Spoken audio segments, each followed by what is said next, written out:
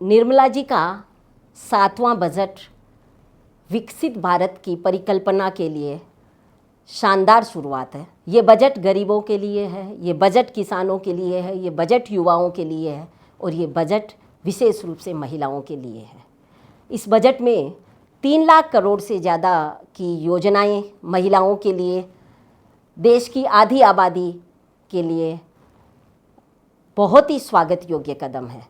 विशेष रूप से मुद्रा लोन जो कि कोलेट्रल फ्री लोन है और उसकी 68% से ज़्यादा बेनिफिशियरी महिलाएं हैं, उनके लिए लिमिट को 10 लाख से बढ़ाकर 20 लाख करना बहुत ही अच्छा कदम है। इस बजट में एमएसएमई के लिए भी निर्मला जी ने बहुत अच्छे प्रावधान किए हैं। क्रेडिट गारंटी योजना को एक्सटेंड करना, एमएसएमई के लिए ट्रेड्स में लिमिट को 500 करोड़ से घटाकर 250 करोड़ करना, एमएसएमई के लिए और भी बहुत सारी योजनाएं इस बजट में दी गई है।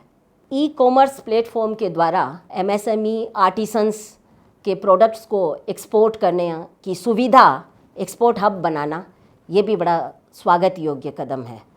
यूथ को एम्पावर करने के लिए भी लगभग 2 लाख करोड़ की योजनाएं यूथ के एजुकेशन के लिए, उनके स्किल डेवलपमेंट के लिए जो निर्मला जी ने घोषित की है, वो निश्चित रूप से हमारी युवा आबादी के एम्पावरमेंट के लिए बहुत ही फ़ायदेमंद साबित होगी। इंफ्रास्ट्रक्चर के लिए 11,11,000 करोड़ से ज़्यादा का आउटले बजट में देना ओवरऑल इकोनॉमी को बूस्ट करेगा। एग्रीकल्चरल सेक्टर हमारे देश की जान है। मूलभूत रूप से हम कृषि प्रधान देश है और 1.52 लाख करोड़ से ज़्यादा का प्रावधान एग्रीकल्चरल प्रोडक्टिविटी और रेसिलियंस के लिए करना एक स्वागत योग्य कदम है। पिछले कई दिनों से एंजल टैक्स का मुद्दा विवादास्पद हो रहा था। स्टार्टअप को बूस्ट करने के लिए एंजल टैक्स को एबोलिश करना अच्छा कदम है। हमारे स्टार्टअप को अब एंजल फंडिंग ज़्यादा मिलेगी।